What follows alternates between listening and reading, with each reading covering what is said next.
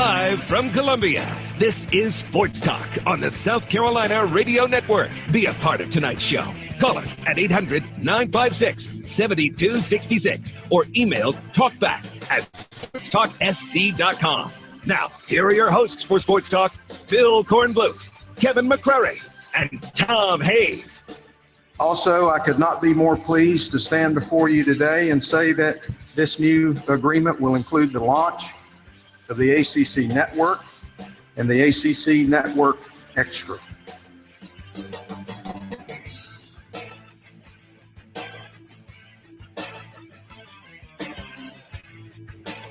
A big day here at the ACC kickoff, Uptown Charlotte. Day one in the books. Sports Talk unfurling right before your very ears on the South Carolina Radio Network. Kevin McCrary holding it down. Uptown Charlotte at the Westin, where we have been hanging out all day long. The who's who of ACC officials making their way around. The Coastal Division coaches and players have made the rounds today. Tomorrow they'll have the Atlantic Division coaches and players. They've shuffled things around in terms of their format at the ACC kickoff, but it has been another very eventful day, and we'll hear from a lot of the big names. I've been able to catch up with a few. They've stopped by our Sports Talk table that you can see a portion of anyway if you're watching us online. But we have a great show planned for you tonight from here in Charlotte, day one of the ACC kickoff. A lot. You heard the open. John Swafford, the maybe worst kept secret in the Southeast, that the ACC was going to get a network. We thought it was going to happen each of the past 2 years, and John Swafford was tap dancing around it. But today he made the official announcement. That's big news. We'll have the deets on that coming up momentarily. Back in our Columbia studios, the Professor Tom Hayes hanging out, keeping tabs on everything else that's going on in the sports world. I've been enthralled with all things ACC football today, Pro. I know you've been enthralled with multiple things, but including some other sporting notes. Well, really, I've been trying to keep tabs on the ACC as well, but of course, it does affect the ACC country, and obviously where you are now in the Queen City of Charlotte, the Queen will not have her All-Star game if things work out that North Carolina does not adjust that transgender law or bathroom law or whatever you want to call it. And it could end up, ironically, in New Orleans, where the original Charlotte Hornets ended up moving when they left the Queen City.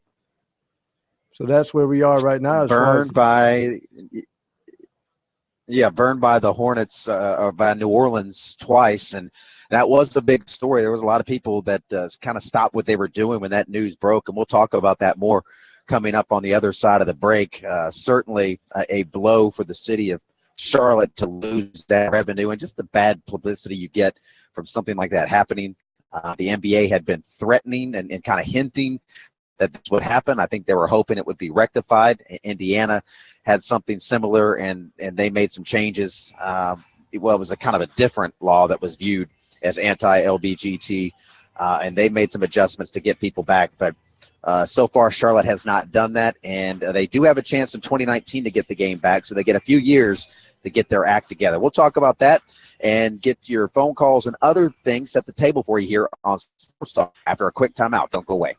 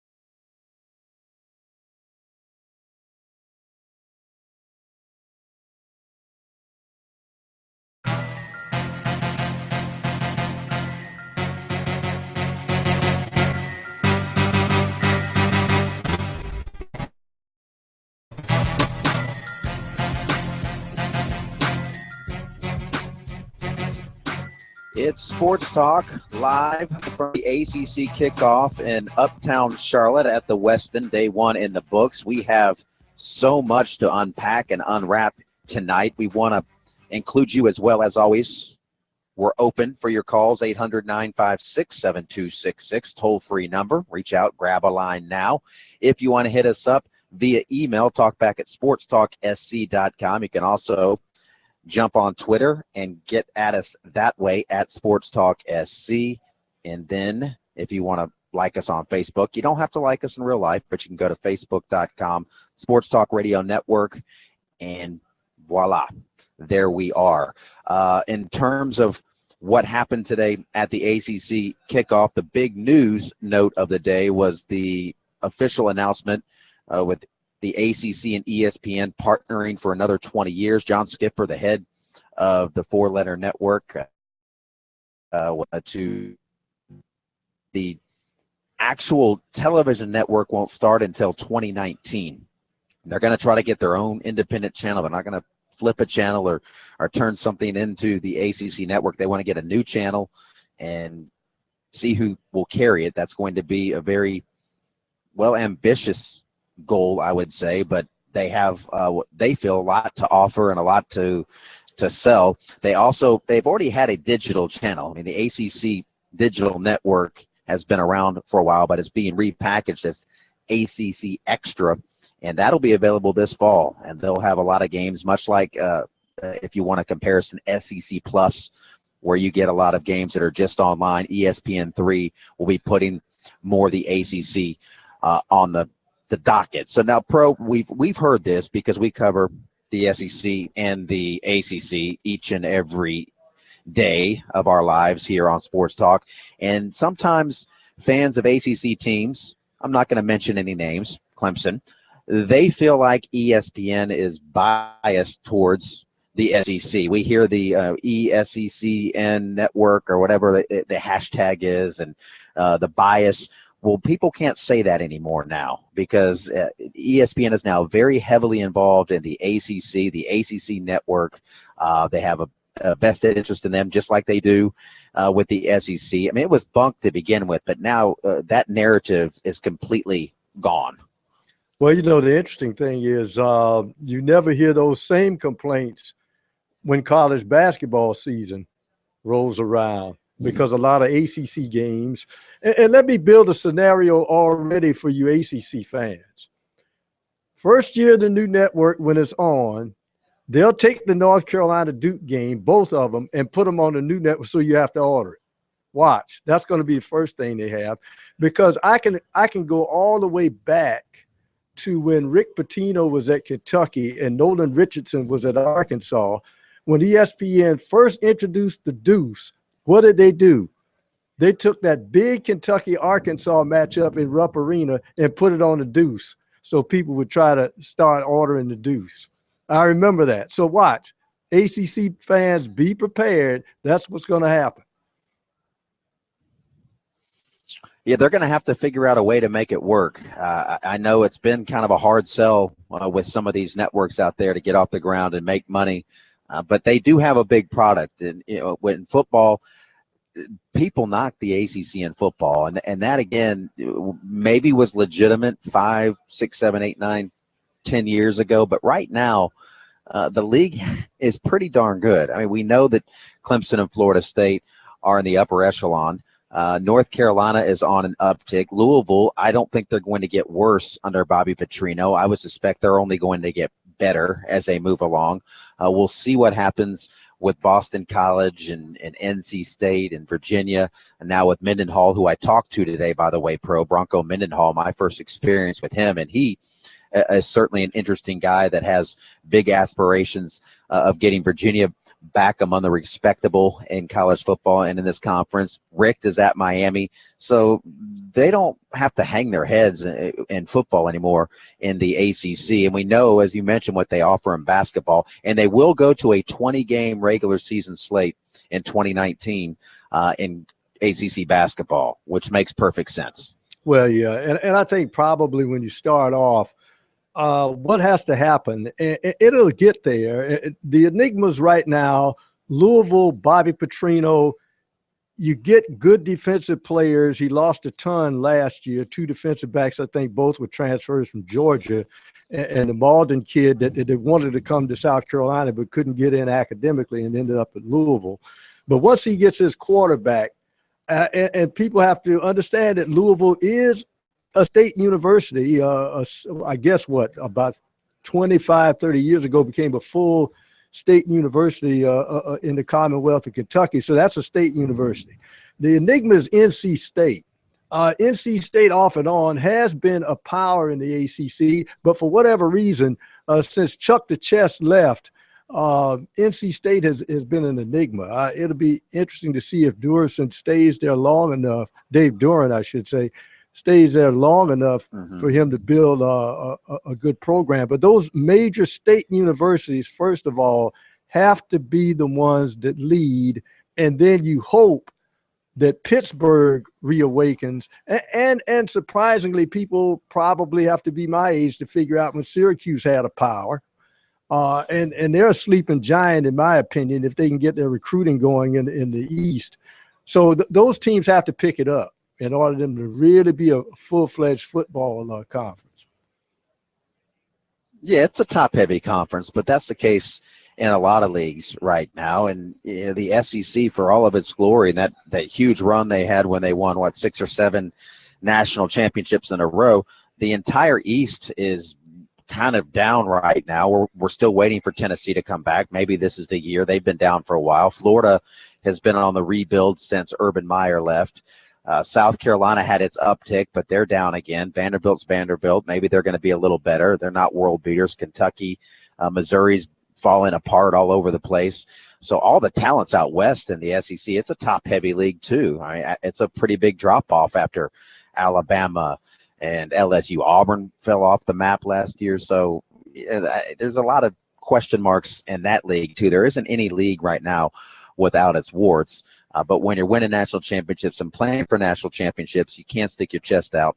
And the SEC is certainly still doing that. And the ACC with Florida State and Clemson, they've been doing that as well. So it's been a nice run here in the Southeast, certainly. But let me tell you what I have coming up here from the ACC kickoff. People that I have talked to today. We'll hear from John Swafford, let him break down the new television network coming for the ACC. I also caught up with Mark Richt earlier today. He's now wearing the green and orange back at his alma mater with Miami, looking to bring them back to where they were. Well, it's been a while now. They really fell off the map. And then you have Larry Fedora trying to get back to the ACC championship game after a tough season last year. And Larry Fedora was involved in a little controversy today.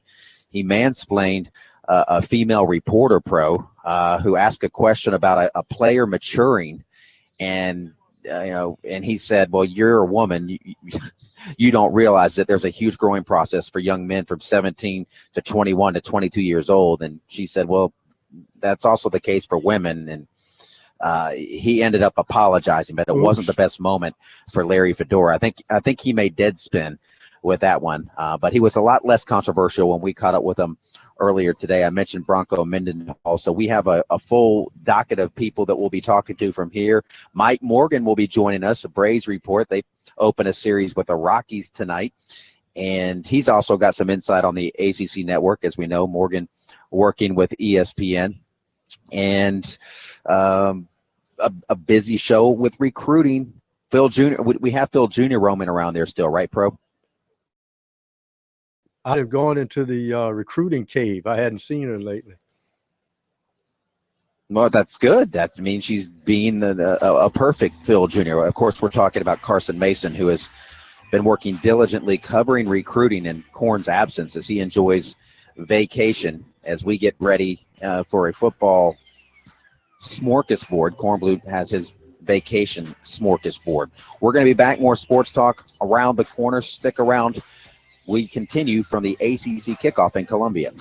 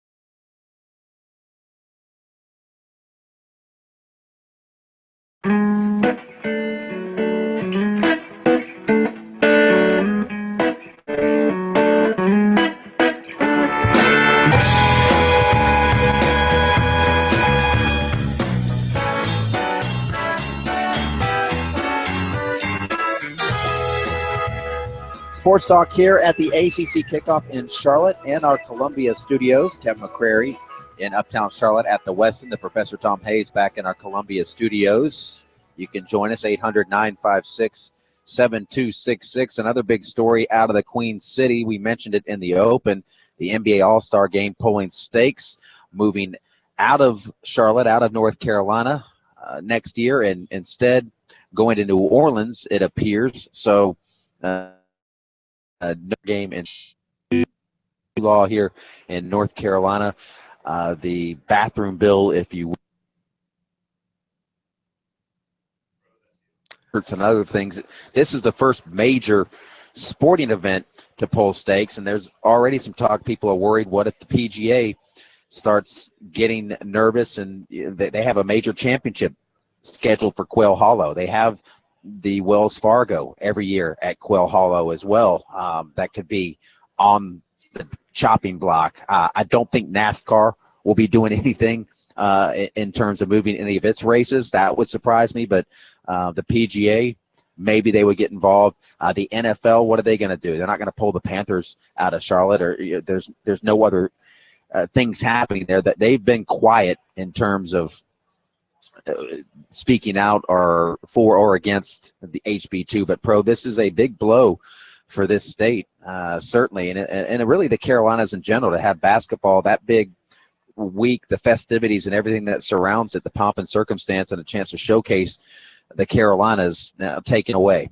And of course, Michael Jordan has principal ownership in there, and he's issued a statement about we're disappointed. We tried everything we could, but of course, as you said earlier, that window of opportunity will reopen in 2019.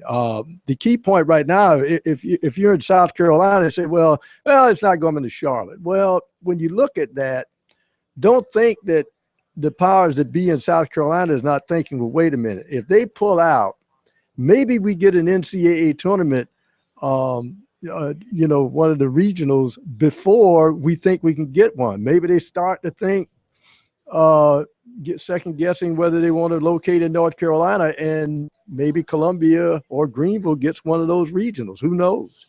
That'll be interesting. Yeah, I mean, that's the other thing. The NCAA was very quick and swift, and even the ACC for that matter, when the Confederate flag was still an issue in South Carolina. Now it's an issue no more. South Carolina is open for sports business across the board. But with that in mind, how do you not have more issues in North Carolina? The ACC baseball tournament is slated to be back in Durham again. Of course, I'm sitting in Charlotte right now with the ACC kickoff. That was not moved. Now the ACC headquarters is in Greensboro, but they might be asked, the longer this goes on, if North Carolina doesn't address this, and I do think they're going to, I still hold out hope, but this could get worse before it gets better.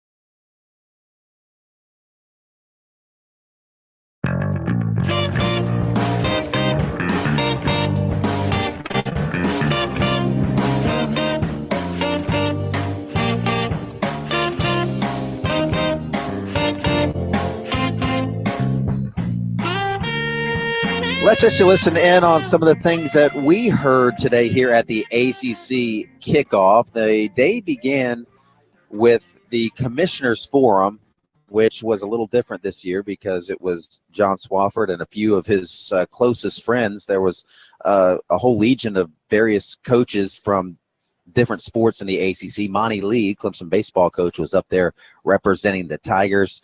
Some ESPN suits were up there with him, and they made the announcement that the ACC network is coming soon to a television near you. Here's what Swofford had to say.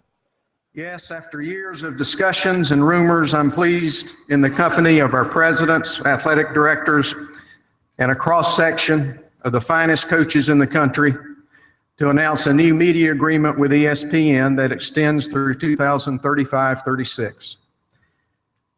Also, I could not be more pleased to stand before you today and say that this new agreement will include the launch of the ACC Network and the ACC Network Extra.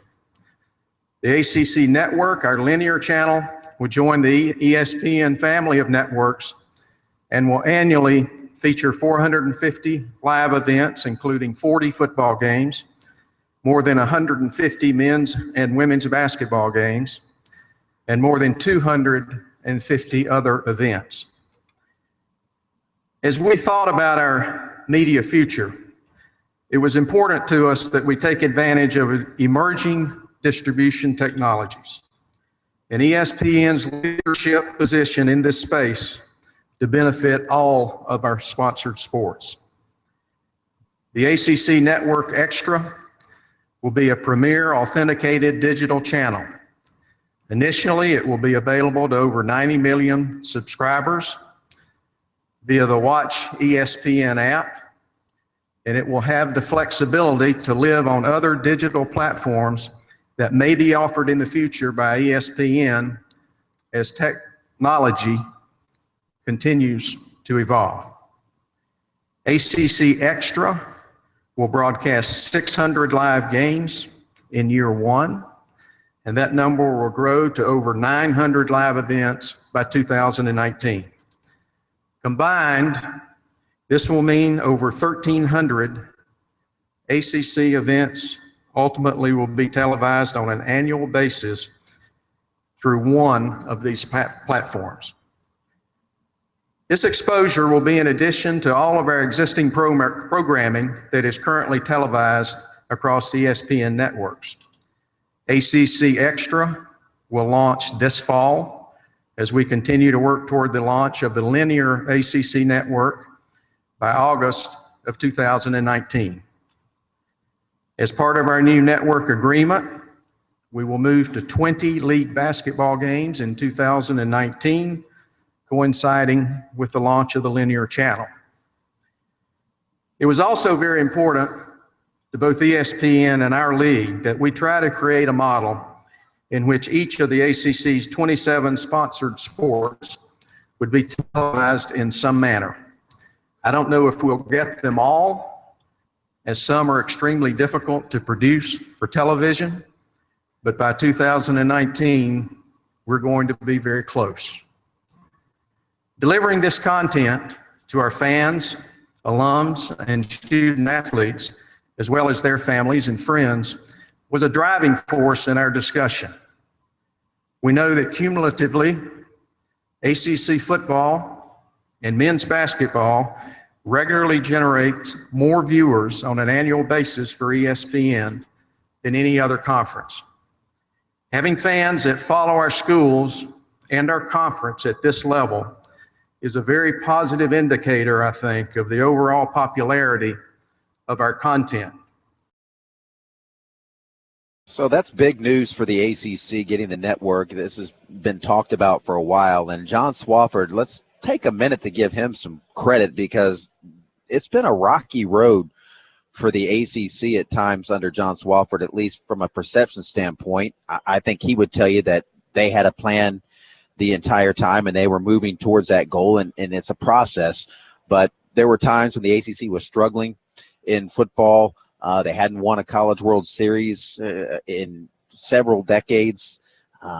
They had basketball, but they looked like they were getting left behind by the Big Ten, by the SEC, maybe the Big 12, even the Big 12 and the Pac-10, now the Pac-12. But you look at what they have now with this network and with the expansion, bringing in teams like Louisville, Miami, getting Notre Dame in the fold, even in the capacity where they're not a full-fledged football member, but they're there in other sports.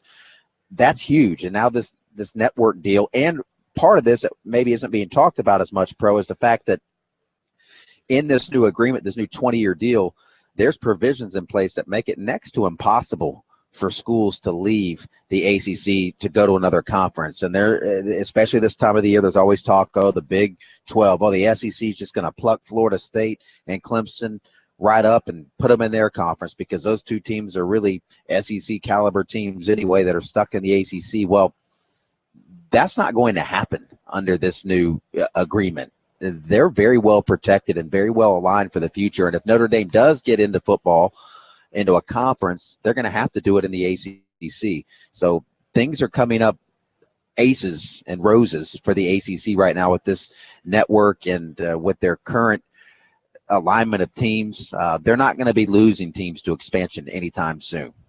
Well, it's interesting. Part of the reason I think South Carolina is in the SEC is because Florida State, in its infinite wisdom, knew that the ACC was an easier path to a national championship. Remember when the SEC made all kind of overtures to Florida State to come on in, and then suddenly there was this press conference, and ACC said we're joining. Florida State said we're joining the ACC, and we knew what that was about. And of course, Bobby Bowden went on to win a couple of national titles after they did that. The interesting thing, as you mentioned, the big elephant in the room is Notre Dame. And you think about this. If they start to generate revenue, is this the move that ultimately tells Notre Dame, look, you need to just become a full-fledged member of the conference? Or does Notre Dame try to strike a deal where they get so much of the network pie, especially if a lot of their content is played on the ACC network as far as their football is concerned? There's still, in my mind, that need to be worked out contractually to see if they can't get Notre Dame in there as a full-fledged member. And I tend to think that Notre Dame will eventually jump in full-fledged into football. I think the climate's just going to become such that you're in one of these Power 5 schools. Maybe they expand. I could see maybe another round of expansion. The Big 12 is going to expand. We know that. They're going to be taking teams like Houston and Cincinnati. That's the direction they're going to go in. You're not going to, I don't think, see another series where you get Big 12 teams going to the SEC and an ACC team going to the Big 10 like we saw with Maryland. But I would not be surprised at all, given the climate and the way the landscape is changing now in college football and college athletics, if Notre Dame realizes we're already playing this amount of games, we could get into the ACC championship game and get that extra game. We can still have our non-conference slate, maintain our traditional rivalries, but let's go ahead and jump in and get a bigger piece of that pie. That would not surprise me at all, because this isn't 1990 anymore, and being an independent doesn't make a lot of sense, even if you're Notre Dame. Yeah, you're right. And I think probably if you look at it, yes, they'll have a tough schedule. Just bite the bullet and say we're going to play the ACC schedule, and then we're going to try to fit in Michigan and Southern California. You may have to dump a Stanford here. You may not have to play Navy every other year, that sort of thing. But it's time. It's time. If not, you may see the Big Ten say, look, y'all have to make a decision. You're going to go into the ACC and stay there, or this is our last best offer for you to join the Big Ten. It'll be interesting to see if a tug of war happens and Notre Dame tries to get itself in a bidding war.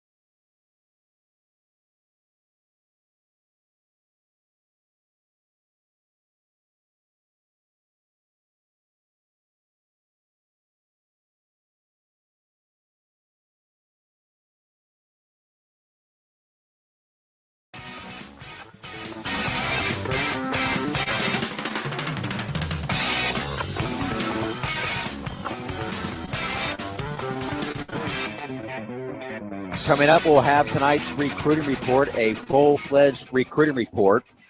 And don't forget, we're letting Carson Mason do the recruiting report tonight. She's Miss Recruiting, PJ as we call her, Phil Jr., so she'll have our recruiting report coming up. Mike Morgan will be joining us shortly. We'll talk a little bit about the Braves. Also want to get Mike's thoughts on this ACC network that will be launching in 2019, but the digital aspect, ACC Extra, will be ready coming up this fall. 600 broadcast on the ACC Extra this year, and that'll go up to 900 by the time 2019 gets here. And Morgan, of course, works with ESPN, and I'm sure he will be doing some of those ACC Extra games as they get closer. The Braves are in Colorado tonight. For anybody that's going down with that ship, they dropped 2 of 3 to Cincinnati. They have a 4-game series coming up with the Rocks. We'll see if they can salvage anything.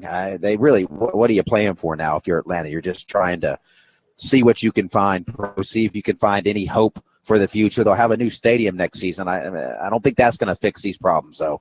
No, the big key now is you got to get that young pitching staff. But the one jewel that they miss is they got to find a closer. They got to find a dynamite closer. If they get those young pitchers, all those ducks in a row, new stadium, the city of Atlanta, then you start to try to draw free agents. That will be the formula. But there is no quick fix because we've seen what happened to the Yankees ship when you try to just load up on free agents, that you kind of discard your farm system. And I think the Braves want to have a happy medium of not forsaking just to get a quick fix by signing a few big ticket free agents. Yeah, I mean, because are they really a couple big ticket free agents from solving things? I think they need a lot more than that. They're not a player or two away. It's a complete and total rebuild, and they gutted it. I mean, let's face it, they did this to themselves to a certain degree. They gutted all their best players for prospects. And baseball, unlike basketball, you can get one superstar on an NBA team and plug in a few other guys around it, and that can at least turn your fortunes from a bottom feeder to a playoff team. You get another superstar in there, you can be a contender. But with baseball, as we all know, it takes a lot more. Oh, yeah. And the big key is, you got Freddie Freeman, and you'd be surprised how many more pitches Freddie Freeman sees if you got some guys in the lineup to protect him. Obviously, you need more than that, but when you got a couple of big-time bats in the lineup and you put them with Freddie Freeman and maybe have a couple of speedsters at the top of the lineup, you can have a formidable offense. The interesting thing about it is the Braves have lost, I think, probably already this year. 14 of their losses have come in extra innings, which tells you they stay in some ball games, but they just can't hold it because their relieving staff they just don't have a closer. Yeah, they stink. They absolutely stink. We have Mike Morgan on the line with us now. Mike, I was hoping you'd be here at the ACC kickoff. I thought you'd be here for the big announcement. SEC Media Day, one Media Day is enough for me in a given year. But the announcement is not a huge surprise to me, but I'm happy to see it happen. I think it's good for sports fans in general, and I think it's certainly good for the ACC conference, something that I know has been talked about for quite some time, and had a feeling that would happen. It's just kind of a sign of the times now. The Big Ten Network and the SEC Network have had so much success that it was only a matter of time for the ACC tried to make that work as well. Yes, and I think they're now officially among the big boys. They're won a national championship with Florida State, had a Heisman Trophy winner, a Heisman Trophy finalist. Clemson played for a national championship as well. We know what they mean in basketball, how often they're right there with Duke and North Carolina. They are a power conference. Well, and what it is, too, everybody's going to read the press releases that are going to come out and already have come out, and they're going to immediately gravitate toward the dollar figures. And we know these have been very successful financial ventures for these respective conferences. And there's no doubt about it. I mean, that is the number one motivator. But I'll tell you something, in my travels, calling games, talking to a lot of coaches, I've had more than a few coaches from other conferences, including the ACC, that have talked about the advantages that a network like the SEC has, a conference like the SEC has with an SEC network. In recruiting, it's huge to be able to tell kids that they're going to be on TV in their specific sport X amount of times a year. That is something that really the ACC has been left behind. And with all due respect to their current carriers, some of the regional networks, it just hasn't been the same magnitude of having a national network with its own channel like an SEC network has, like a Big Ten network has. So there's been a big push for this, not only by the bean counters that are looking at the dollars, but also by the coaches that realize that this is what kids want now and expect now, and it's a valuable recruiting tool. Mike, we appreciate it. We got to leave it there. Hit a break. Recruiting coming up. I think you hit it on the button. Yeah.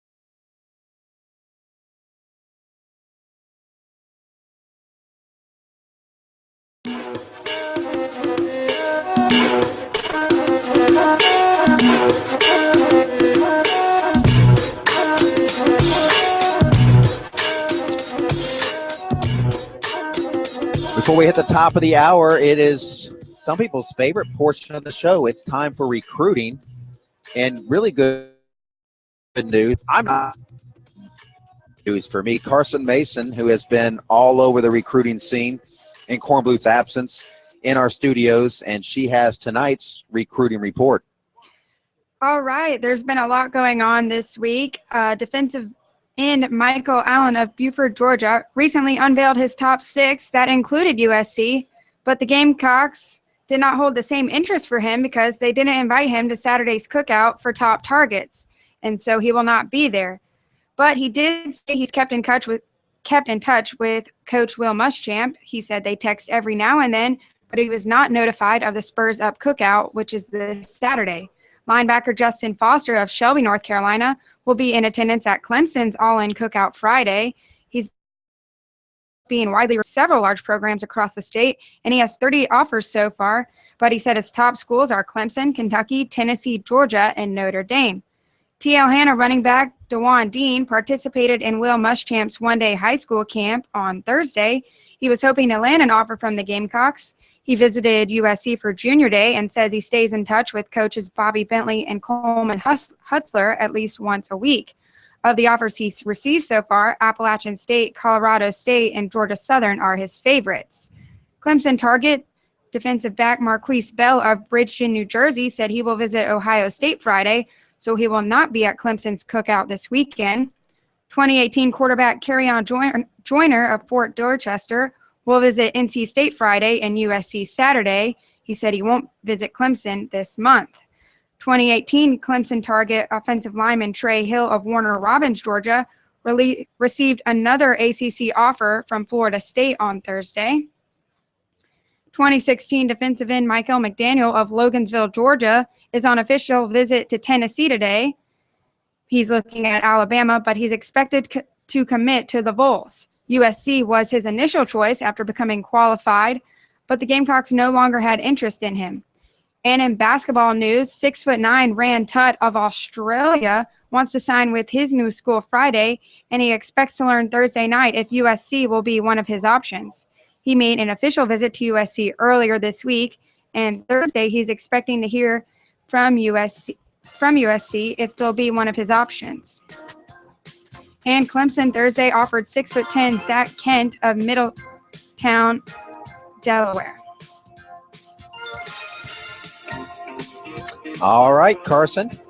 Good stuff there. If you want more recruiting, you can get it on the website, SportsTalkSC.com. It's updated. You can also follow it on Twitter. Just put in the hashtag STRecruiting, and all that recruiting pops up, everything as it happens in real time, 24/7, 365. Even when Kornblut's on vacation, he's making recruiting calls. Carson's making recruiting calls. You know who isn't making recruiting calls? This guy right here, the guy talking. No, I'm not making any recruiting calls. We're going to hit the top of the hour break. Plenty more to come in hour number 2 of Sports Talk. Mark Richt among the coaches that we will hear from in hour number 2, and your phone calls. Plenty to do here on Sports Talk from the ACC kickoff in our Columbia studios.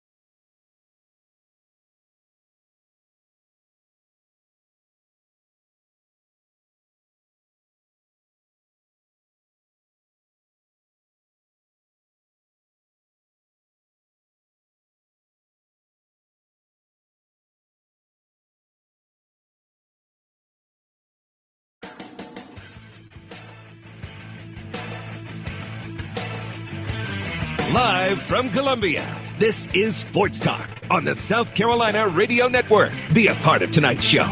Call us at 800-956-7266 or email talkback@sportstalksc.com. Now, here are your hosts for Sports Talk, Phil Kornbluth, Kevin McCrary, and Tom Hayes. Hour number 2 of Sports Talk here on the South Carolina Radio Network. Kevin McCrary in Charlotte, uptown Charlotte at the Westin at the ACC kickoff, where I'm pretty much the last show going here on Radio Row. I'm holding it down. Everybody else is downstairs eating dinner and getting ready for the hospitality, which is second to none here at the ACC kickoff. I can say that. They do a very good job. Hopefully they'll save some for me when I sign off at 8 o'clock. We've got a busy second hour. We've also got a lot happening back in our Columbia studios. The Professor Tom Hayes holding down there, along with Jared Rogers-Martin, J-Dog, who has anybody given you more grief for being a Georgia Bulldog today, Jared? You know, it's just about everywhere I go. Even our news director out here was giving me some stuff this morning because I'm wearing some scarlet pants, he said, which doesn't fit my J-Dog name. Yep, I mean, people smell the Bulldog on you. When Captain Downer from DNR was in last night, he smelled the Bulldog. He is a Bulldog. You just were the wrong kind of Bulldog. He's a Citadel Bulldog, so that didn't work out. Yeah, he got my hopes up right there and then dashed them right back down. You know, I'm the lone dog out here. The lone dog, J-Dog. Well, one of the coaches we caught up with today, Larry Fedora, will play your Bulldogs in the opener.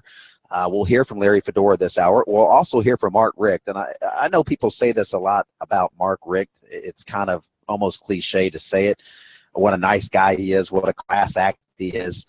But I'll say it again. Just you spend some time listening to him talk. You spend some time talking to him, interviewing him.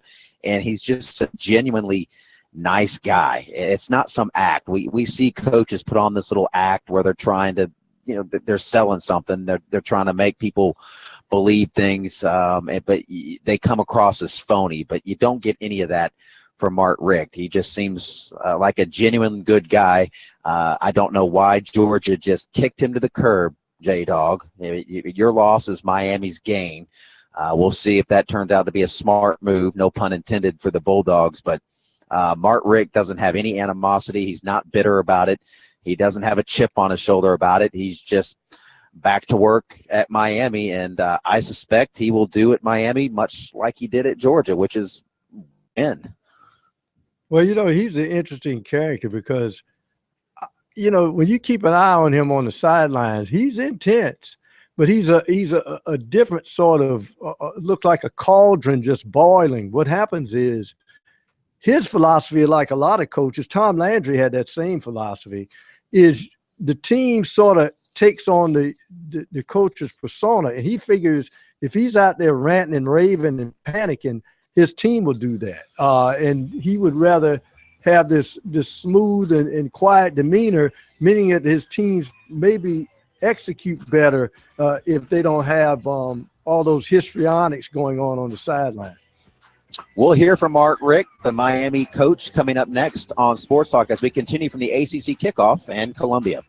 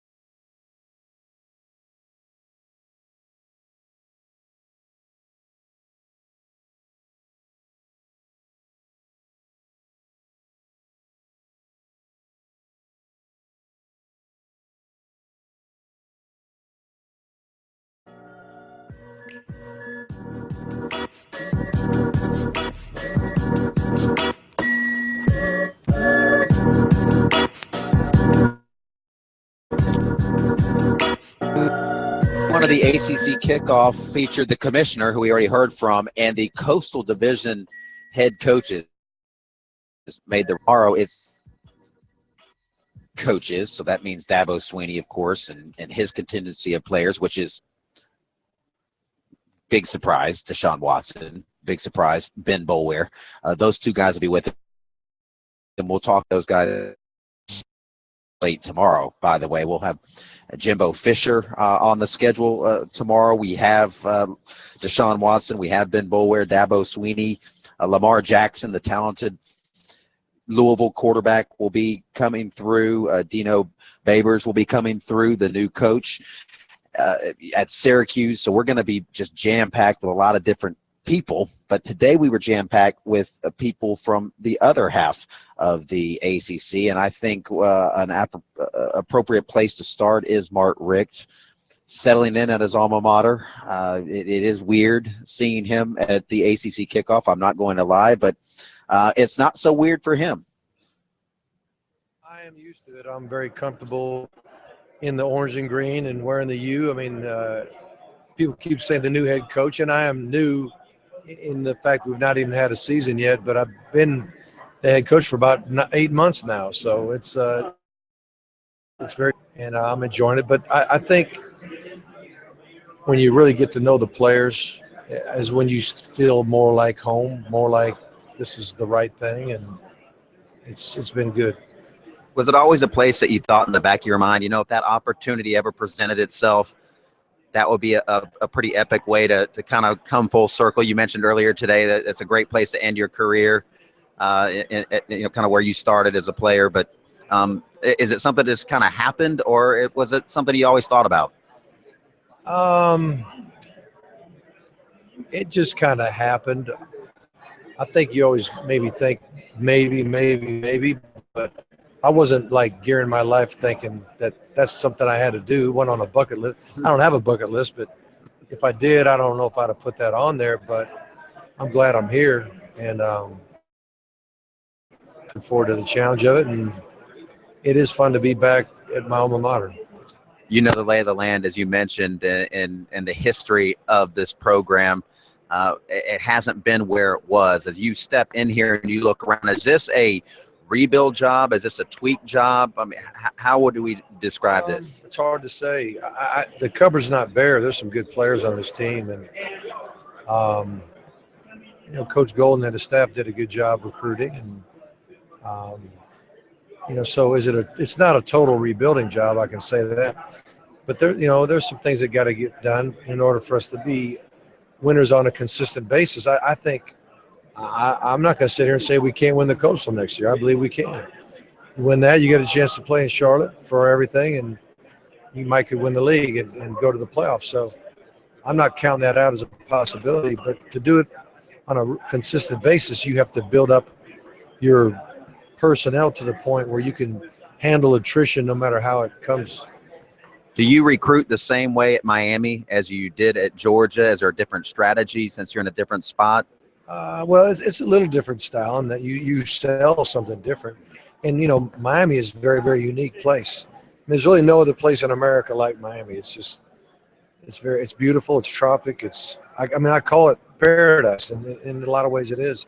And the campus looks like you're in a resort. So there's a lot of and the weather is phenomenal. Obviously, it's hot this time of year, but it's hot most everywhere. But for about 6 months out of the year, when everybody else is getting snowed on, we're in shorts. And so there's a lot of beautiful things about this place that you can sell. But we're still looking for great players that want to do things right and want to win championships. Are you excited to have a big role in this offense? I know you're an offensive-minded guy. You kind of relinquished some of the play calling at Georgia, but now you're going to be more hands-on in that role. I am. I'm excited about it. I am going to be in the middle of it. I'm going to call plays and game plan and coach QBs and train them up, you know, the way I've done it in the past. And it's going to be a lot of fun for me. And it's fun to compete. It's fun to be right in the middle of it. And I'm looking forward to it. Last question is, as you make this transition, one thing that I was amazed with that I wanted to ask you is how it'd be easy to be maybe bitter the way things ended at Georgia and the way that exit came about, but you never came across as upset or bitter about anything. How did you manage to do that?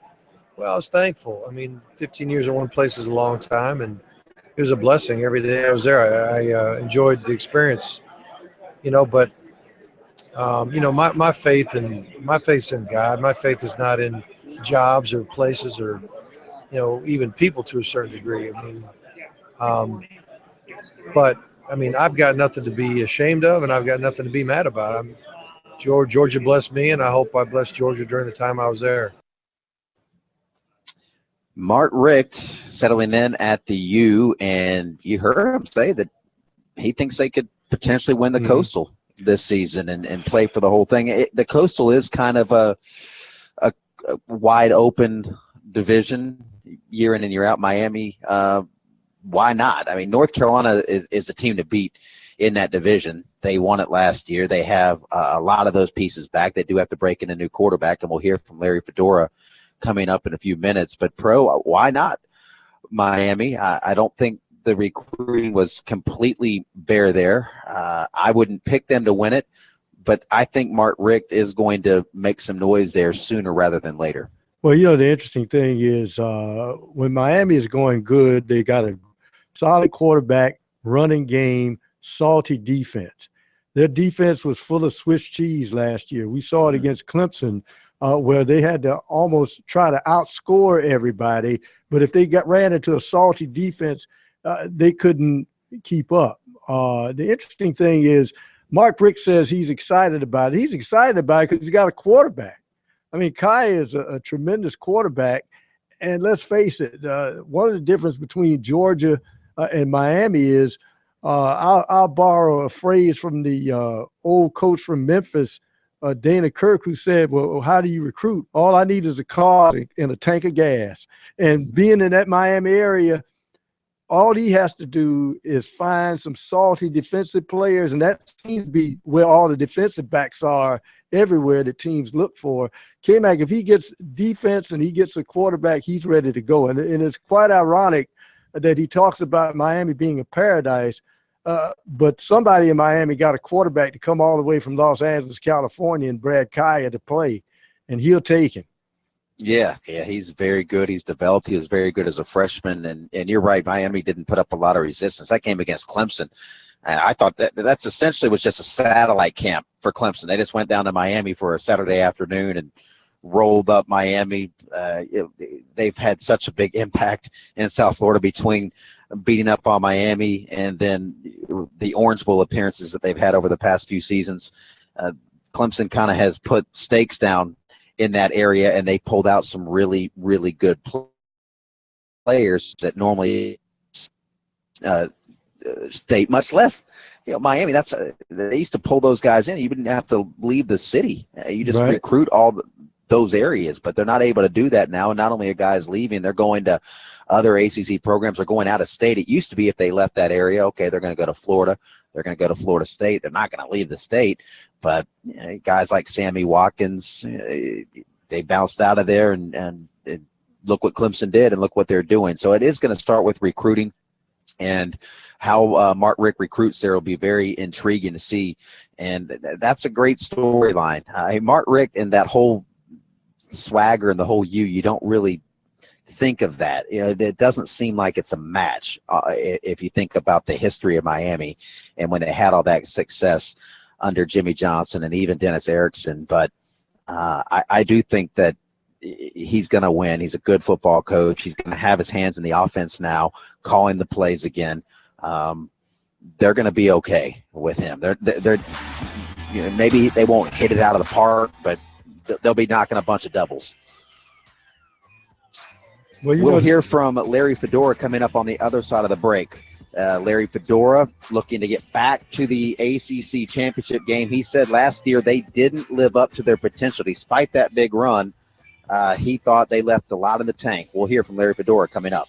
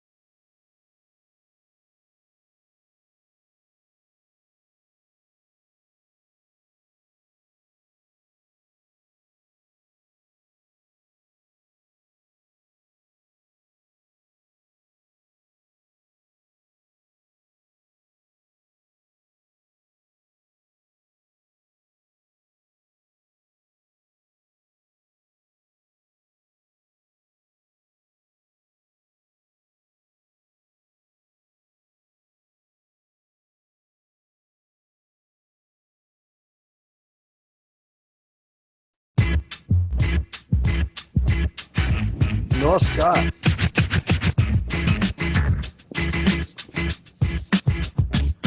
We mentioned the big story nationally and locally here in Charlotte with the NBA pulling out of the 2017 All-Star game, and the NBA decided the HB2 bill that was passed and is law here in North Carolina. North Carolina Governor Pat McCrory has released a statement about the NBA's decision to take the game out of Charlotte. And I'll read a portion of this statement to you now. The sports and entertainment elite, Attorney General Roy Cooper, and the liberal media have for months misrepresented our laws and maligned the people of North Carolina simply because most people believe boys and girls should be able to use school bathrooms, locker rooms, and showers without the opposite sex present. 21 other states have joined North Carolina to challenge the federal overreach by the Obama administration mandating their bathroom policies in all businesses and schools instead of allowing accommodations for unique circumstances.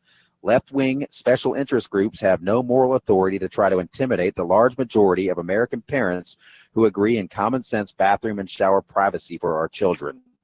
American families should be on notice that the selective corporate elite are imposing their political will on communities in which they do business, thus bypassing the democratic and legal process. End of statement there from Pat McCrory, who is going to, but the bottom line is losing that All-Star game is a blow to the city. Now, the NBA has left the door open, for it to return in 2019, but obviously some things have to happen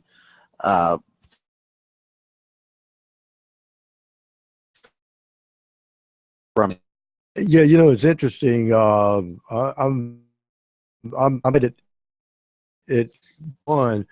I'm finally glad of team. I wonder how I made it through this far without.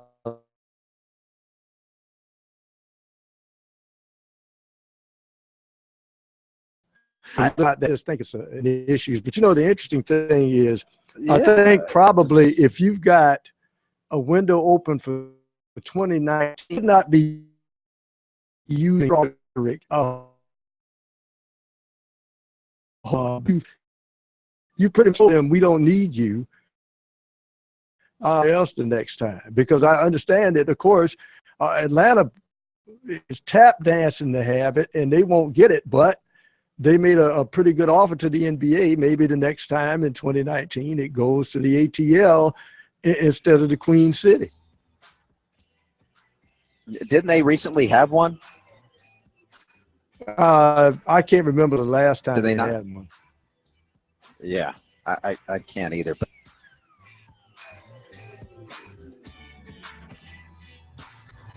the door.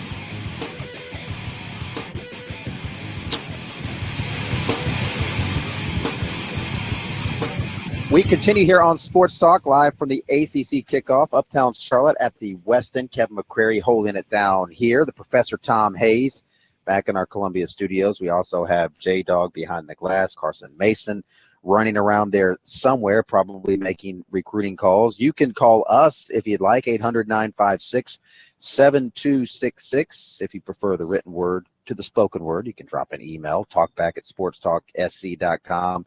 If you're into the brevity thing, Twitter might be your medium. @SportsTalkSC is where you hit us up there on Twitter. And our next voice that we're going to hear from North Carolina, Larry Fedora, a guy that was mentioned among the candidates at South Carolina when they were snooping around for Steve Spurrier's replacement. He ended up staying put in North Carolina, and he has a really good team coming back this season, a team that might be in the thick of things here in the ACC. But coming off that big year, I know Larry Fedora wants even more. All right, Larry Fedora. I barely recognize you with the beard there. Yeah. I mean, last year Incognito. yeah, that's good. Yeah, keep it low. Actually, you don't want to be incognito after the season you guys had last year. I don't know. I don't mind staying under the radar. That's okay with me. Yeah, you guys took that big step last year. I know you were always kind of lurking and you wanted to take that step, and you almost won an ACC championship, but a heck of a season. We did. The 15 team did some really great things last year. We didn't finish it the way we wanted to, but we're just really proud of the way that team played. Did you get everything that you could out of that team, though? Do you feel that team left a lot on the table? They know it. We know it. Everybody knows it. We could have been much better. And but that's what's exciting about 16 is these guys got a taste of what that was all about. They know that we left a lot out there and we can be better. And so it should be a lot of fun. You have a lot of those guys back this year. Certainly you have some guys to replace anytime you're replacing a quarterback, but do you have more pieces this year? I think so. I really do. I think we're a year older in the defensive line. We don't have any seniors in the defensive line. Our linebackers are going to be young, but they're talented. Secondary, we've got 3 of the 4 back. So we're probably going to be young as backups, but I'm okay with that because they've got some talent. Offensively, we've got 4 of the starting 5 back on the offensive line, and that's big. And once we get that 5th one in place, we should be okay. The running backs with Elijah Hood and TJ Logan, either one of them can carry the load for us. And then we got some receivers that we're going to put out there with Mac Hollins and Switzer and Bug Howard that can go. And then, I'm as comfortable as I could possibly be changing quarterbacks. I think our entire team is comfortable. They know what Mitch has done in the past, and they're excited about the future. You brought in Gene Chizik last year, and you were talking about what he was going to mean to the defense, to the program, and he delivered in spades. He sure did. He and that defensive staff did a tremendous job. What they did was they came in and instilled confidence in those guys. He set a standard for what he wanted those guys to play defense, the way they want them to play defense in Carolina. And he said, hey, I'm going to hold you accountable on a daily basis. And he did. And the guys bought in. And I think, now he's going to be able to expand on it. Everybody talks about Clemson and Florida State in this league still, despite what you did last year. Do you still have a chip on your shoulder with that in mind, trying to prove that you guys should be in that same class as a Clemson and a Florida State? I'm going to have a chip on my shoulder forever. Doesn't matter. That's just the way I'm built.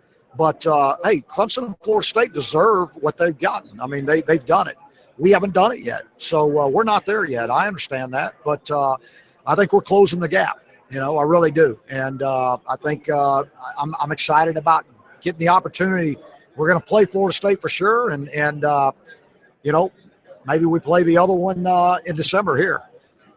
You've been in this league a while now. You've seen it grow. I mean, how has it changed top to bottom since when you arrived in Chapel Hill? Well, I mean, you just look at the coaches that just came into the league this year. Look at their pedigrees, how many games they've won at the places they've been. I mean, this league has gotten stronger and stronger every year. Look at the ACC in the last 4 years. I mean, you've had one national championship and played for 2 others, right? I mean, and you've won every major award from Heisman all the way down throughout the 4-year period. I mean, so it's dang good football. Thanks, Coach. Larry Fedora, and they opened the season against the Georgia Bulldogs. They have Illinois the following week on the road. They have a pretty tough slate. They also play the Citadel in Chapel Hill in November. And ask the Gamecocks about sleeping on El Cid in November. You think it's going to be a layup game before your rivalry matchup, and next thing you know, they're taking pictures of the scoreboard. Well, you know, the interesting thing is North Carolina throughout its history, and just fairly recently, you think about Quentin Coples and Robert Quinn, who's a South Carolinian, came back through the years, even though they've had seasons, they seem to grow defensive linemen in North Carolina. Nobody has ever said that they've been lackluster at the defensive lineman position, but now they've got athletes, at linebacker and in the secondary. And if they can play any type of defense as they break in a new quarterback, they're going to be salty again this year. Quarterback, but let's face it, Marquise Williams last year in that opener against South Carolina, that loss, you don't ever put a loss on one guy's shoulders. I don't really like doing that, but Sky Moore was his favorite receiver in that game. I mean, if he doesn't throw the ball to Sky Moore in the end zone multiple times, North Carolina's undefeated going into the ACC championship game, and South Carolina's a 2-win team, not a 3-win team. And against Clemson, he also started throwing it to the wrong team. Now, Clemson was vastly superior to North Carolina, but at that time, the Clemson defense was playing a little fatigued. They looked like they were getting a little worn down maybe towards the end of the season. They got their second win after the break going into the postseason, as we know. But I think there were some opportunities there for North Carolina with that potent offense to score and maybe score more, but Williams, again, struggled. So the point that I'm making is, yes, you lose an experienced starter like Williams, who was a very dangerous player at times, but was also a liability at times. And as we just heard Fedora say, he's never felt better about replacing the quarterback with the guy that he has. He wasn't trying to take a shot at Williams, but he feels good about what they have and with all the weapons around him and Gene Chizik running that defense. Yeah, North Carolina, you call them a dark horse. They are the defending Coastal Division champs. I don't know how much of a dark horse. They're going to be the pick tomorrow when the poll comes out to win the Coastal Division. But can they make some noise? They play Florida State. They might get another crack at Clemson in a rematch. Could they be that kind of dark horse?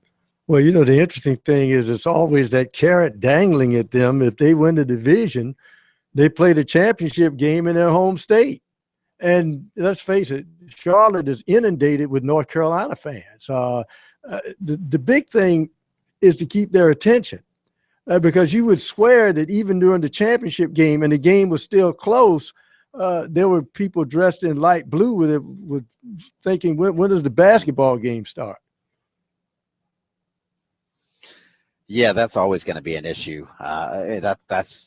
That's part of it. It's basketball first when it comes to that sort of thing. But they have a team that can make some noise. I definitely voted them first in the Coastal Division. And I think Larry Fedora, he's a very sharp football coach, certainly a very sharp offensive-minded coach, has good pedigree, and really they seem to kind of hit their stride at North Carolina. And I think they took a huge step. Obviously, last year he said they left some things out there on the field, but maybe this year they take that next step. But that next step, that's a pretty big step to take because they're going to have to beat Florida State and or Clemson, or that's going to be a challenge. And the other games that they have to get through when they're playing, you open against Georgia on a neutral site the first game of the season, so that they're going to get tested right out of the chute there in Kirby Smart's first game.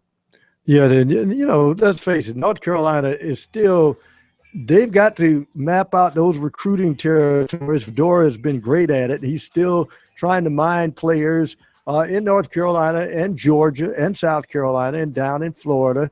And, you know, they have a couple of seasons like they had Tar Heel football.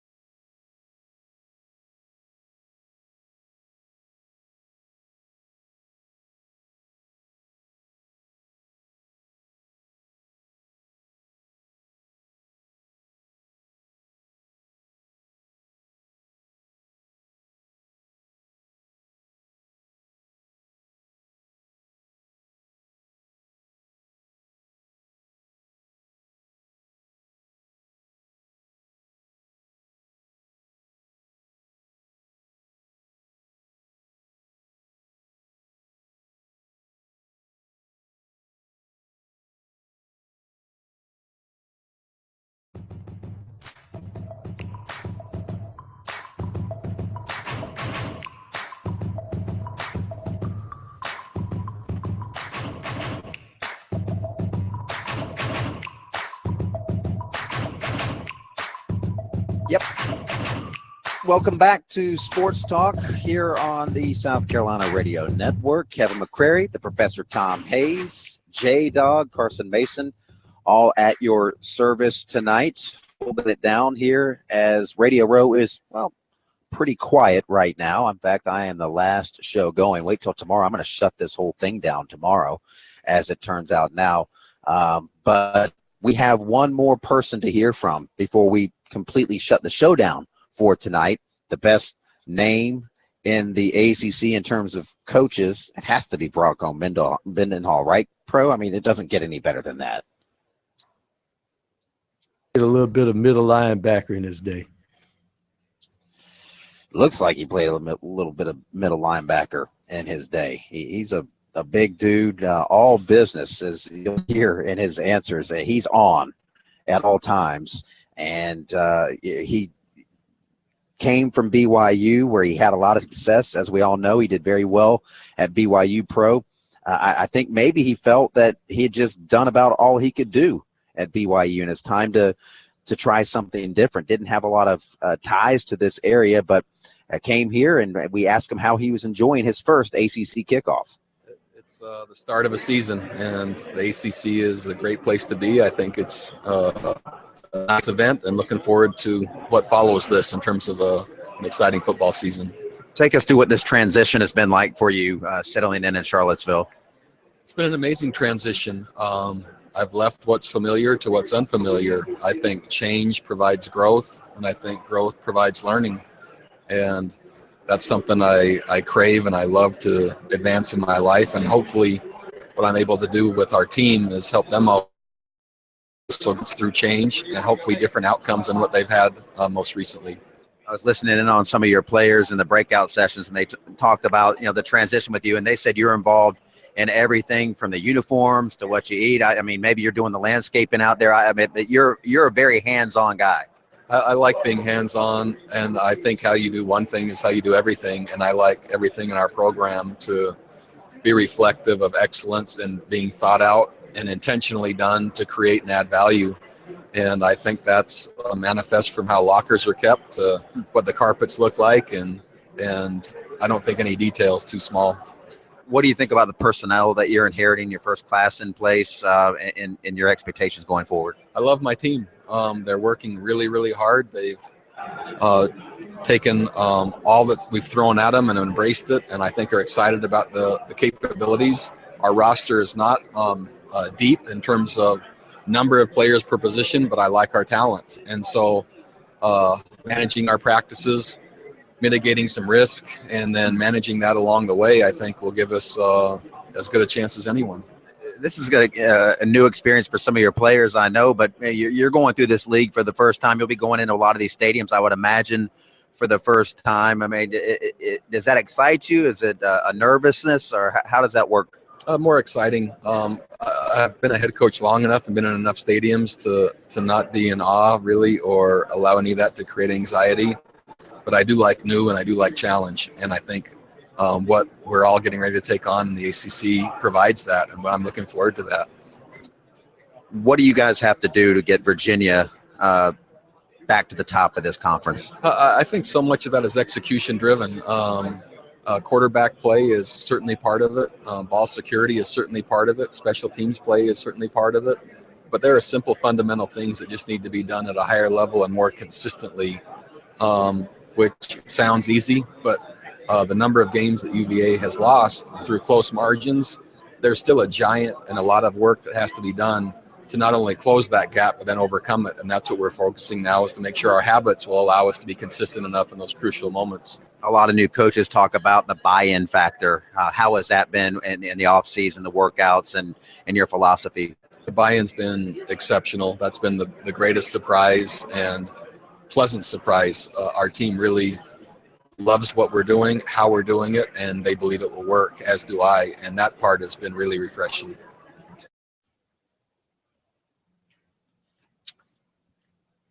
That's Bronco Mendenhall. We caught up with him earlier today, and he was, again, all business. It sounded like he was reading off a script when I was talking to him, Pro.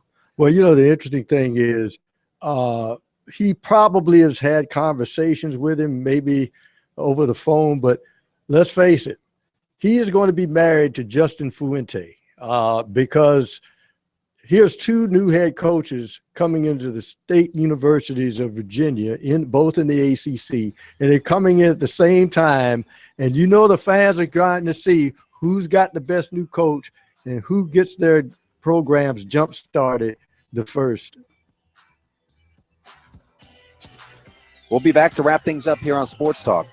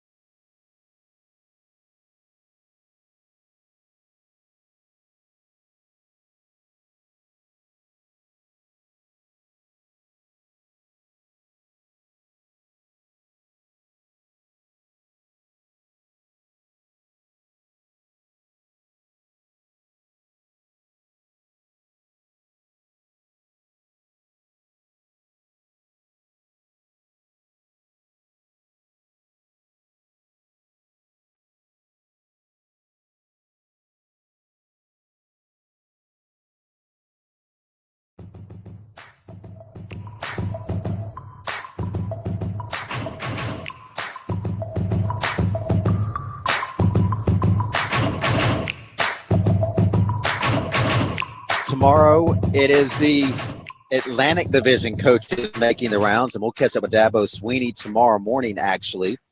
He'll be here. You know, he's got to get here, get his stuff done, and then bounce. He's got the all-in cookout tomorrow night. But Dabo will be here in the morning, and we'll catch up with him. We'll also catch up with Florida State, Jimbo Fisher.